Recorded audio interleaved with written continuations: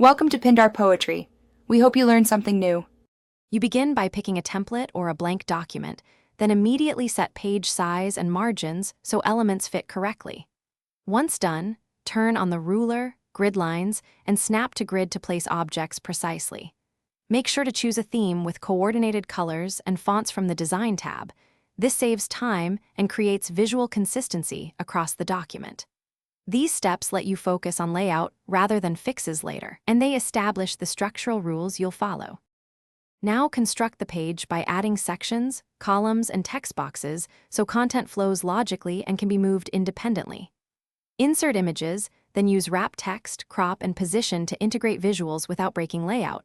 Lock aspect ratio for consistency. Create and apply styles for headings, body text, and captions so typography remains uniform. Update a style and all instances change. Once elements are placed, group related objects to keep spacing intact. Finish by running spelling/grammar and the accessibility checker so readers with assistive tech can navigate.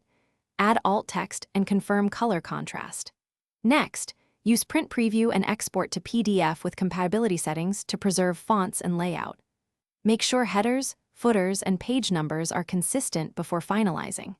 If content shifts or styles break, unlink problematic sections or reapply saved styles rather than manual tweaks. This single troubleshooting tip prevents cascading layout errors and saves time.